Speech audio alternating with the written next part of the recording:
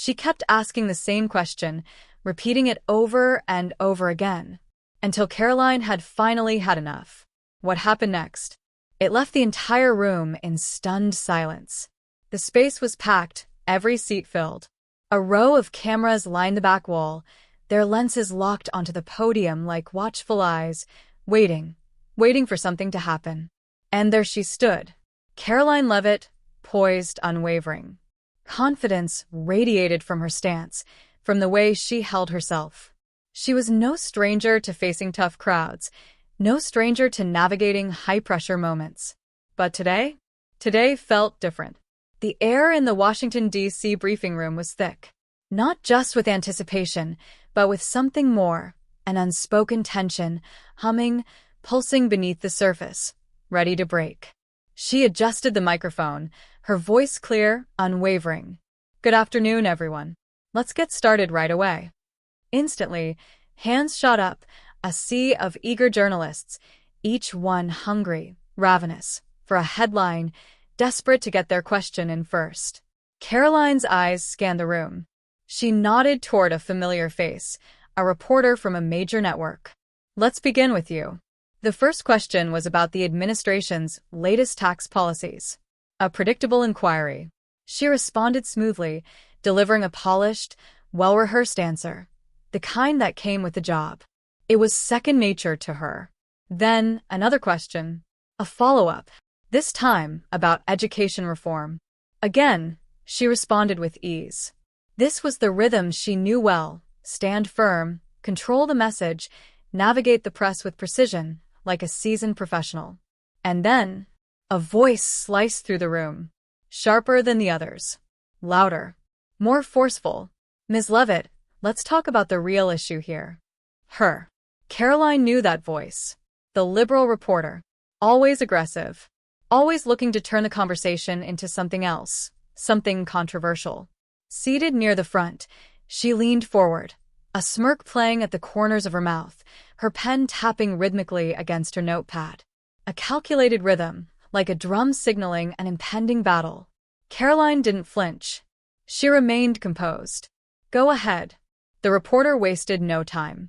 "Do you think the administration's policies are intentionally designed to suppress certain communities? Because the data suggests."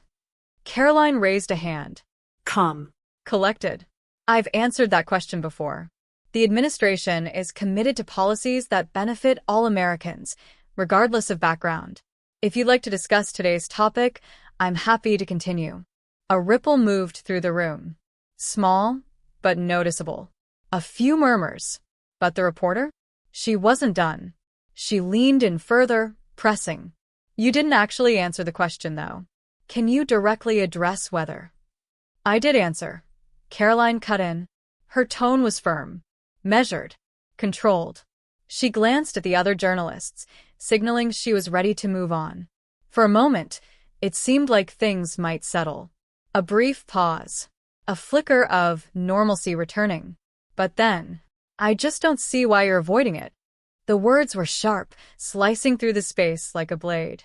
"It's a simple yes or no. Are these policies suppressing marginalized groups?" The room shifted. Glances exchanged. Some reporters looked intrigued, others uncomfortable. No one liked when a press conference turned into a spectacle. But that's exactly what was happening. Karoline exhaled. Slowly. "I'm not avoiding anything. I'm staying on topic. If you have a question relevant to today's discussion, I'll gladly answer. If not, I'll be moving on." But the reporter wasn't backing down. She leaned even closer. Her voice lower now, but just as sharp. "So that's a no comment?" The energy in the room tightened.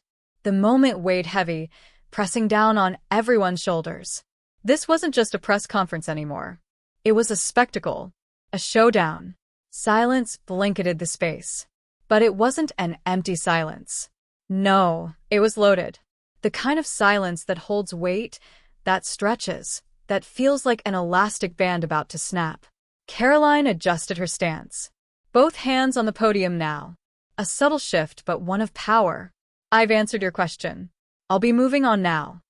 She pointed to another journalist in the back. But before they could even speak, the same voice, Again. Cutting through. Why is it so hard for you to give a straight answer? A flicker of irritation. Barely there. Just a brief tightening around Karoline's eyes. She wasn't new to this. She knew reporters had a job to do. She understood that pressing for accountability was part of it. But this wasn't that. This wasn't about accountability. This was about turning the moment into a personal stage. And right now? That's exactly what was happening. A few cameras panned, from Karoline to the reporter, catching every shift in body language, every subtle movement that could be spun into a headline. Karoline inhaled, slowly, through her nose, her voice steady. I don't believe in wasting anyone's time. If you have a new question, I'll answer it.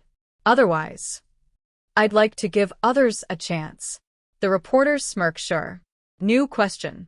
Why is this administration so afraid of transparency? A few quiet gasps some reporters scribbled furiously, sensing the moment turning into something bigger. Karoline gave a measured blink, the only sign that the remark had landed. Her grip on the podium tightened for a second, before she let go, exhaling just slightly. She smiled, but not the warm, diplomatic kindness. Was a different kind of smile. One that said, I see exactly what you're trying to do. She took her time before responding. Transparency. That's exactly what this administration stands for. But what you're doing isn't about transparency. It's about theatrics. The words hung in the air. The reporter's smirk faltered, just a little.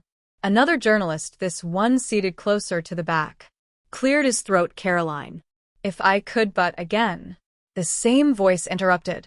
So you're dismissing valid concerns as theatrics. The American people deserve real answers. The cameras caught everything. The slight tilt of Karoline's head. The way the other journalists shifted in their seats. Some, clearly frustrated that the event had been hijacked. A veteran journalist, someone who had been covering politics for decades, leaned back and muttered to a colleague. This isn't journalism, this is performance art. But the reporter didn't care. She knew exactly what she was doing. The longer she kept this going, the more likely it was to go viral. A confrontation like this. It was gold for social media. Karoline saw it too. She had a choice: engage and give the moment more fuel, or shut it down entirely. She sighed, finally looking toward security at the side of the room. She didn't have to say anything. The shift in her gaze was enough. The room tensed again. Everyone knew what that meant. This was no longer just an argument. It was about to escalate. The air in the room felt heavier now. No one was speaking, but the tension was thick, enough to hold everyone in place. Karoline could see it. The way some of the journalists avoided eye contact. Others gripping their pens just a little tighter. They weren't just watching. They were waiting. The reporter, a woman in her mid-30s, with sharp eyes and an unwavering posture, didn't move. She was still leaning forward, pen resting against her notepad, a quiet smirk playing at the corner of her mouth. She wasn't here to ask a question. She was here to make a point. Karoline straightened. I'll say this one more time. If you have a relevant question, I will answer it, but I'm not going to stand here and engage in bad faith arguments. The reporter chuckled softly, shaking her head. Bad faith, Karoline. I'm doing my job. Isn't that what a free press is for? Karoline didn't blink. A free press is about holding people accountable. What you're doing is trying to turn this into a spectacle. A few murmurs rippled through the room. Some of the journalists stole quick glances at each other, sensing the shift. The back and forth was no longer about policy. It was something else now. The reporter tapped her pen once on the table. So, just to be clear, Karoline knew what was coming before she even said it. Are you refusing to answer because you can't? Or because you don't want to silence? A few reporters inhaled sharply, bracing for what came next. Karoline exhaled, measuring her response. I am refusing to play a game. This press conference is not about you. The smirk on the reporter's face flickered. Just for a moment, then she leaned back in her seat, arms crossed right. Because expecting transparency is a game. This time it wasn't just a murmur. A few journalists whispered to each other. Others glanced toward Karoline, waiting to see how she would handle this. Karoline had dealt with difficult reporters before. But this was something different. This wasn't about policy, it was about control. About who could steer the conversation. She adjusted the microphone slightly, taking a step back from the podium. "I think we're done here." The words sent a shockwave through the room. The reporter's eyebrows lifted. Excuse me. Karoline didn't flinch. "You've made it clear. You're not interested in an actual discussion. You're looking for a headline. If you'd like to stay and listen to the rest of the press conference, you're welcome to."